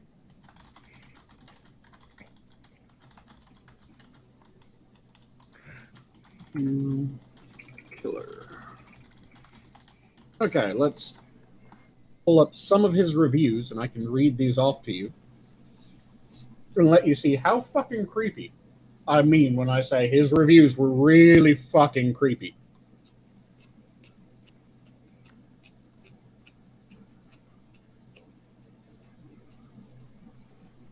Okay. It was Todd Colehemp is the murderer's name. Does this one have the reviews that he wrote? Speaking of serial killers, I need to see if Mr. Ted is in the movie theaters. Mr. Ted is in Bundy or Kaczynski? Kaczynski. You know, we need to get around one of these days to actually going through and reading the manifesto. Yeah.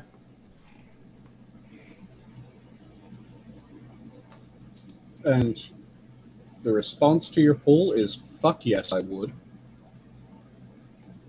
Apparently, it's got a 46 in the audience score. Oh, you know what? I might actually watch this. You guys ever see that show Russian Doll? I saw a trailer for it. It's actually fairly decent. It's pretty much Natasha Lyons, the redhead from American Pie.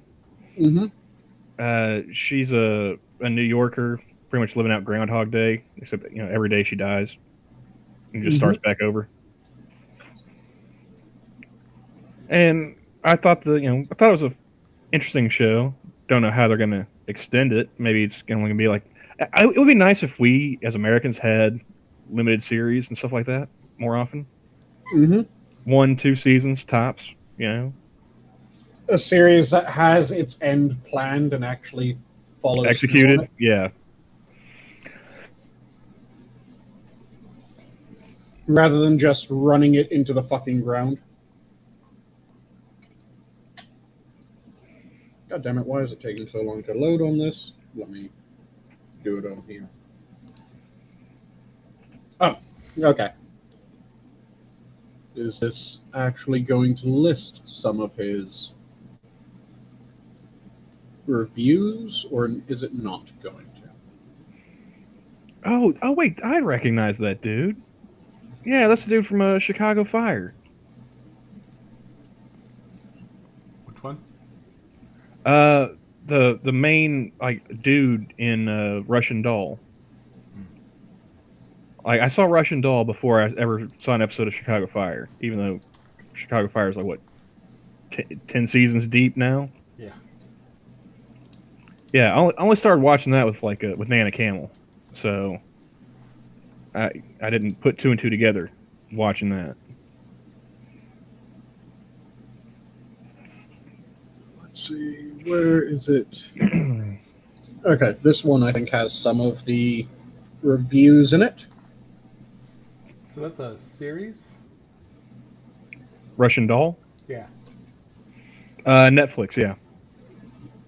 Apparently they're getting a season 2. And apparently Sharks have Copley's in it. So I found some of his reviews. These have all been deleted, so now they're just preserved in other locations. One of them was for a padlock. Master padlock. High security locks. Solid locks have 5 on a shipping container. Solid locks have 5 on a shipping container. Won't stop them, but sure will slow them down till they're too old to care. Then another one was for a knife. Haven't stabbed anyone yet. But I'm keeping the dream alive, and when I do, it will be with a quality tool like this. There was... go ahead. Do they allow responses for these comments? Or these people thought this was useful. There were originally things that you could do like that because these were all open Amazon reviews. One of them was for a chainsaw, and I'm trying to see if it has that one. And looks like this one doesn't have the chainsaw review.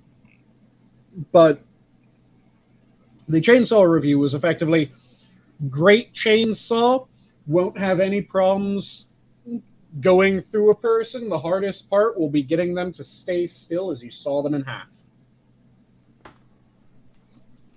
I liked Grimm up until the second to last season. The last season was alright, but the second to last season was, yeah. But he did this for 95 different products on Amazon. And all of them were products that he planned to or had used in killings and kidnappings. So the Great Tarp can carry 3 bodies, no problem. Yeah, that wouldn't have been a strange review from him.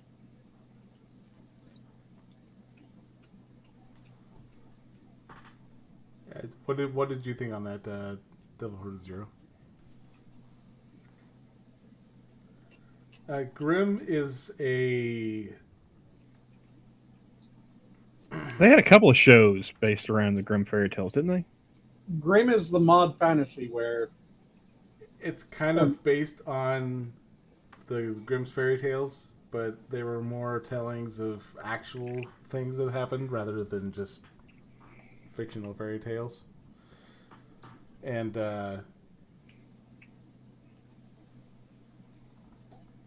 it was on NBC before they peacocked it. It's actually on Amazon Prime right now, I think. You're on Amazon or Hulu, one of the two. There was that one, and then there wasn't another one, kind of like, what was that one called? Once Upon a Time or something like that? Yep. Yeah, which one of them had Jennifer Morrison in it? That was Once Upon a Time. Okay, I saw like part of one episode of that because I was like, "Oh, that's a chick from House." And to answer Assassin, what happens if I want Shark to burn? I don't know, dude. I was just watching a TV show because it had Chase from House in it, and he's a firefighter in Chicago.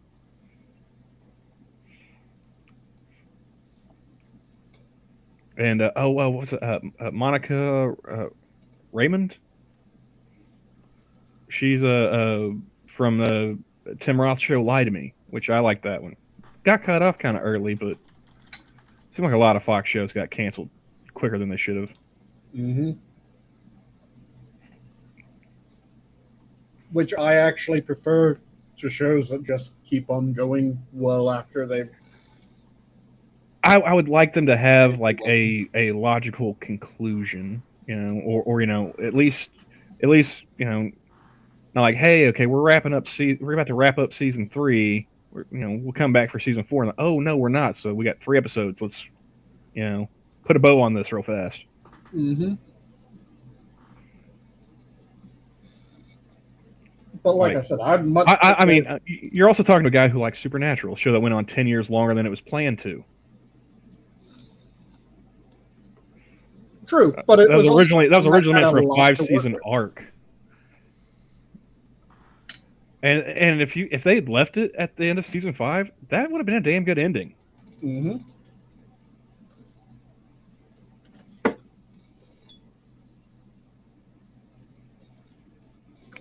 That Dark was one Angel, that they... wasn't that Jessica Alba? Or was that? I think so. Yeah.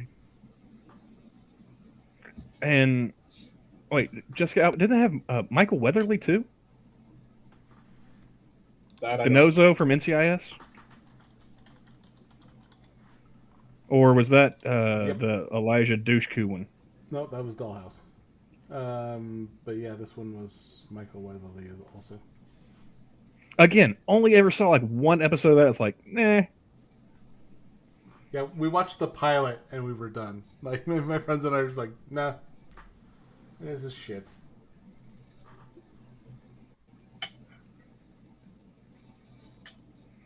All I remember is the episode of where she went into heat because of cat DNA. What?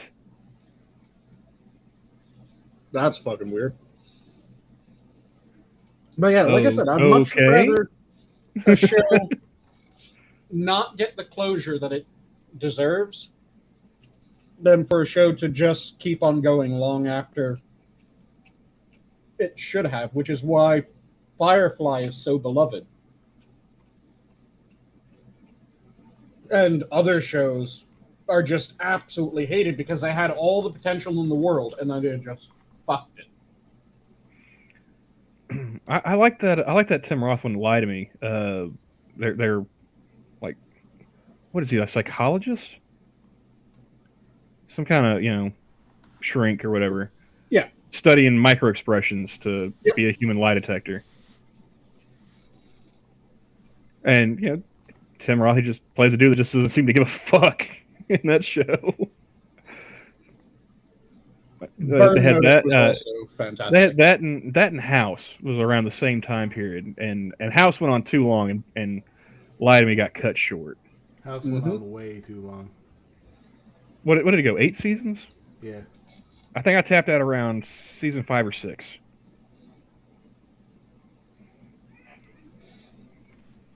Oh, okay. Burn Notice was at the same time, and that one was fantastic. Yeah. I like the way they wrapped up Burn Notice. Mm-hmm. Was that 7 seasons? I think so. Let me double check. I thought it was 8 also. I'm pretty sure Burn Notice went 7. 7 seems like the, okay, you're getting a little long in the tooth, but you can still, land this gracefully, Yep, 7 seasons. They ended it by pretty much just doing the intro. Mm-hmm. So he played Tim Roth then? Well, I mean, I've never met the man, so I can't say. He wasn't the bellhop. We can go that far. I like that movie better than any of Tarantino's movies. One of the things that I really loved about Burn Notice is they never forgot what each of the characters was specialized in. Because there were moments where Michael would be squaring off against Sam. And Michael, yeah, he has all these cool spy techniques. Sam was just a fucking badass in hand-to-hand. So Michael would try to be doing clever things, and Sam was just like, okay, popped your rib, popped your collarbone, popped this, did this, and would just disassemble the man.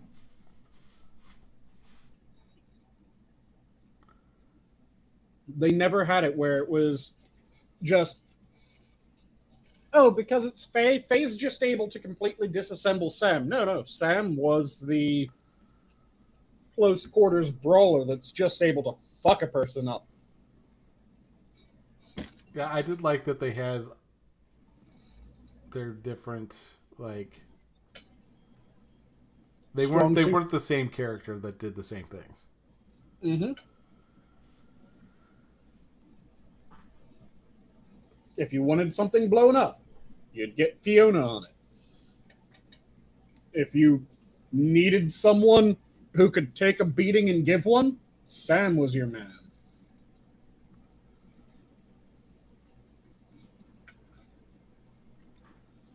Michael was the idea man. It was fantastic, and they maintained that throughout the entire series.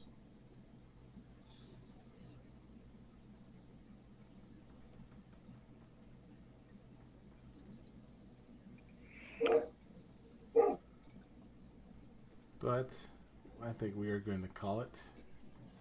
Fair enough. And we're going to go with parting thoughts. Sanguine. If you're passionate about something, make sure that you devour it. Don't let it devour you.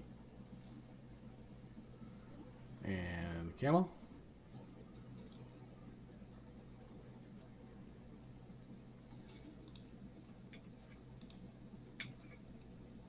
Camel. He's going for the strong, silent ending. Sorry, I was corralling hounds because I guess a neighbor had a visitor at Dark 30. So we wrapping up? Yep. Mm-hmm. Okay. Well, I came prepared tonight, so I got 2 quotes for you here. First one is I dream of a better tomorrow where chickens can cross a road and not be questioned about their motives. Nice.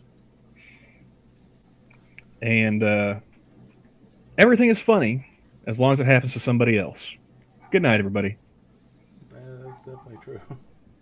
Mm-hmm. Let's see here. You go with the quote here. A short one. We're going to shorten it. The Industrial Revolution and its consequences have been a disaster for the human race. Nice. And on that, the zoo is closed. Take that what you will. Have a good night, everybody. Have a good night, all. Bye, everyone.